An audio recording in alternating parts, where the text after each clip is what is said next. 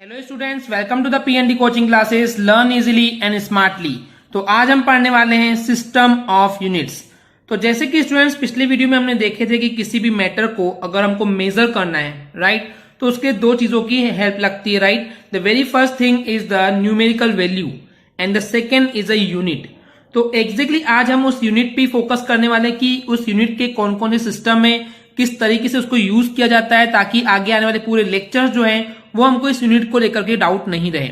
Okay students, तो चलिए start करते हैं, समझते हैं सिस्टम ऑफ यूनिट्स क्या होते हैं। अगर हम बहुत पहले समय की बात करें, ओके, यानी कि आज से बहुत समय पहले यहाँ पे यूनिवर्स में बहुत सारे टाइप के यूनिट्स थे, ओके, जिसको प्रैक्टिकली यूज किया जाता था फॉर द मेजरमेंट, यानी कि कोई भी चीज को अगर हमको नापना है, मेजर करना है, तो उसके लिए बहुत सारी यूनिट्स थी। अगर हम यहाँ पे 18th सेंचुरी के पहले की बात करें तो यूनिवर्स के बहुत सारे पार्ट्स में क्या होता था स्टूडेंट्स, इंग्लिश सिस्टम यूज होता था कोई भी चीज को मेजर करने के लिए, ओके, जिसके अंदर में मास के लिए पाउंड, सी वगैरह यूज होता था।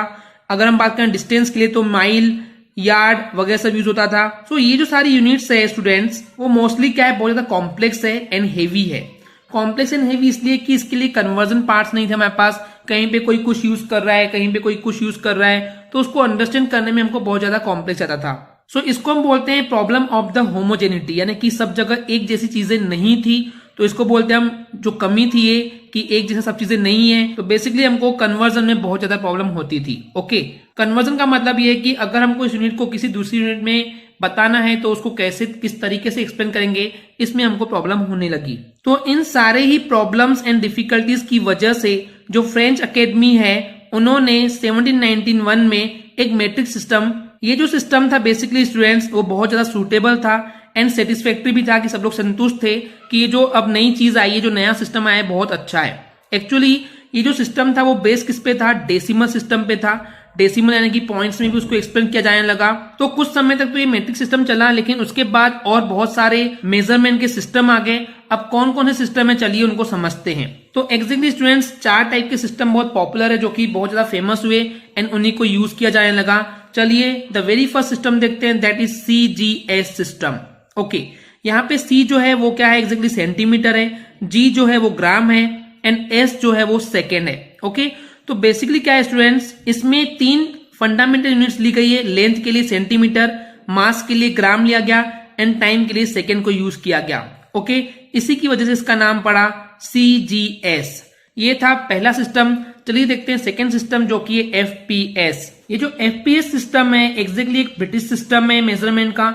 ओके, इसमें जो तीनों फंडामेंटल यूनिट्स हैं, जो कि लेंथ के लिए यहाँ पे फुट था, मास के लिए यहाँ पे पाउंड था एंड टाइम के लिए यहाँ पे सेकेंड था, एंड इसी की वजह से यहाँ पे FPS इसको बोला गया है। ओके, हालांकि ये जो सिस्टम है वो आजकल बहुत कम यूज में है अभी, यानी कि बोल सकते हैं कि आप यूज होता ही नहीं है।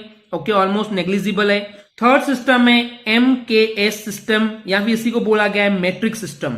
ओके स्टूडेंट्स, तो इसमें अगर देखा जाए कि 3 जो फंडामेंटल यूनिट थी, लेंथ के लिए यहाँ लिया गया है मीटर, मास के लिए लिया गया है किलोग्राम एंड टाइम के लिए लिया गया है यहाँ पे सेकेंड, इसलिए इसका नाम MKS पड़ा है। ओके, एंड इसी सिस्टम को हम बोलते हैं matric system. And the last system is SI system, जिसको हम बोलते हैं इंटरनेशनल सिस्टम। एक्चुअली ये एक नया सिस्टम ऐसा आया कि पूरे इंटरनेशनल की सारे ही बेसिकली कंट्रीज के लिए एक कॉमन सिस्टम लाया गया, जिसको हम बोलते हैं इंटरनेशनल सिस्टम। इसको एग्जैक्टली उल्टा लिखा जाता है SI। It doesn't mean students कि यहाँ पे I जो है पहले आना चाहिए, वो पहले से पॉपुलर है कि SI होता है, तो इसको हम बोलते हैं इंटरनेशनल सिस्टम।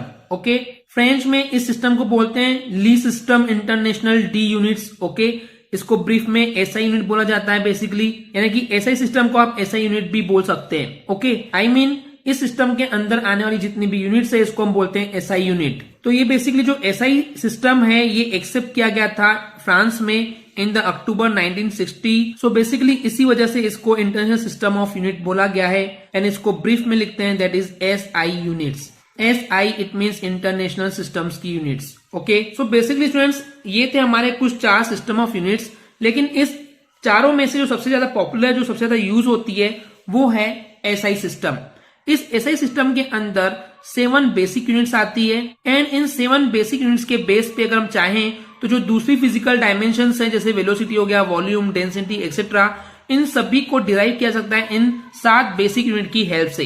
तो क्वेश्चन आता है कि 7 बेसिक यूनिट क्या है एसआई यूनिट की, चलिए देखते हैं। तो ये बेसिकली वो 7 क्वांटिटीज है जिसके बेस पे यहाँ पे 7 यूनिट्स दी गई है। चलिए समझते हैं यहाँ पे किस चीज को मेजर किस बेस पे किया जाता है। अगर हम लेंथ की बात करते हैं तो उसको मेजर किया जाता है मीटर में, मास की बात करें तो उसको किया जाता है किलोग्राम में, टाइम की बात करें तो उसको किया जाता है मेजरमेंट सेकेंड्स में, टेम्परेचर के लिए केल्विन यूज होता है, इलेक्ट्रिक करंट के लिए एम्पियर यूज होता है, ल्यूमिनस इंटेंसिटी यानी कि किसी भी प्रकार की लाइट के लिए कैंडेला यूज किया जाता है, एंड किसी भी मैटर की क्वांटिटी को अगर हमको मेजर करना है तो उसके लिए मोल यूज किया जाता है। ओके स्टूडेंट्स, तो ये 7 हमारे पास बेसिक यूनिट है जो कि एसआई सिस्टम के अंदर आती है। Okay students, I hope clear हो गया होगा। अगर आपको हमारी वीडियो से कुछ भी सीखने मिला या नॉलेज मिला तो प्लीज हमारे चैनल को सब्सक्राइब कीजिए एंड वीडियो को लाइक जरूर करें। आज के लिए इतना ही, थैंक यू।